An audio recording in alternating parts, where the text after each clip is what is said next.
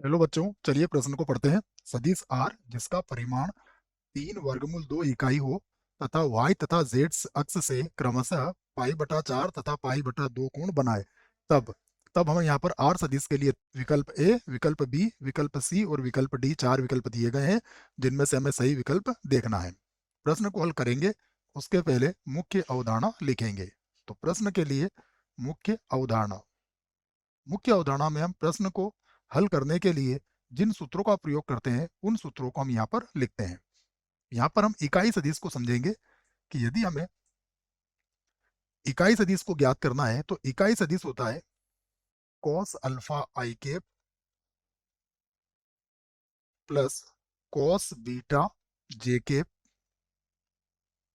और plus cos gamma के cap. ये होता है इकाई सदिश। यहाँ पर अल्फा, बीटा और गामा दिक कोण होते हैं, अर्थात एक्स, वाई और जेड अक्ष के साथ बनाए गए कोण होते हैं। और यहाँ पर cos square alpha plus cos square beta plus cos square gamma, इनका जो योगफल होता है वो सदैव 1 के बराबर होता है। तो प्रश्न की बात करें तो हमें परिमाण क्या चाहिए? 3 वर्गमूल 2 इकाई और दो कोण भी हमें दिए गए हैं y और z के साथ। तो हम सबसे पहले सदिश मान लेते हैं। तो माना माना r, सदिश r जो दिया गया है, r के अनुदिश r के अनुदिश इकाई सदिश r के अनुदिश इकाई सदिश हमने मान लिया कॉस अल्फा आई कैप प्लस कॉस बीटा जे कैप और प्लस कॉस गामा के कैप। ये हमने इकाई सदिश मान लिया है आर के अनुदिश। तो यहां पर जहां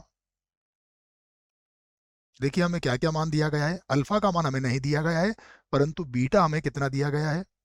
बीटा बराबर दिया गया है वाई अक्ष के साथ बनाया गया कोण पाई/4 है और जेड अक्ष के साथ बनाया गया कोण अर्थात गामा जो है वो हमें पाई/2 दिया गया है।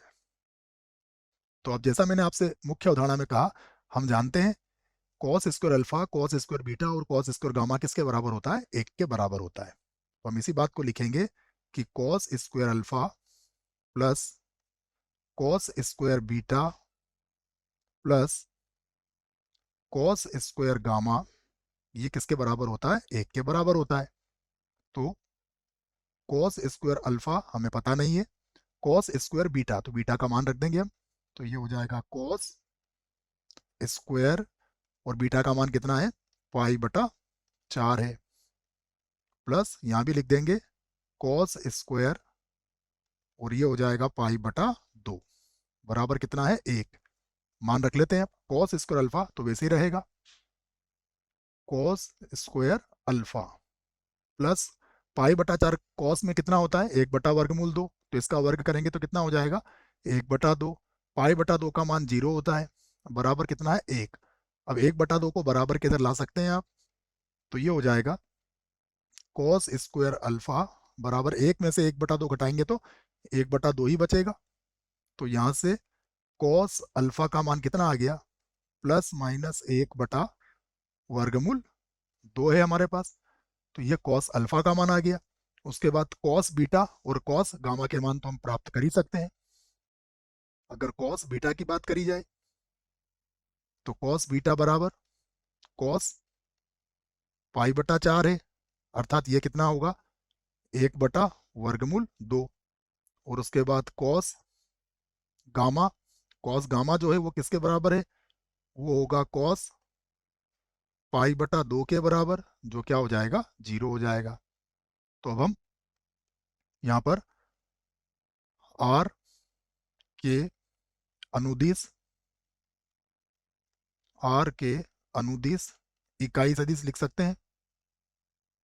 इकाई सदिश आर के अनुदिश इकाई सदिश क्या होगा? देखिए आर के अनुदिश इकाई सदिश में सबसे पहले कॉस अल्फा कितना है? यह प्लस माइनस 1/वर्गमूल 2 और ये हो जाएगा आई कैप। उसके बाद बीटा का मान कितना है, बीटा का मान है 1/वर्गमूल 2, ये हो जाएगा जे केप।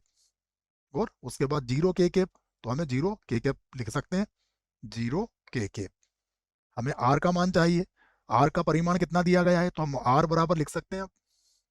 आर बराबर, इसमें हमें किसका गुणा करना पड़ेगा, हमें दिया गया है 3/2 परिमाण, तो 3/2 और यहाँ गुणा हो जाएगा प्लस माइनस आई कैप बटे में कितना है, वर्गमूल 2 है।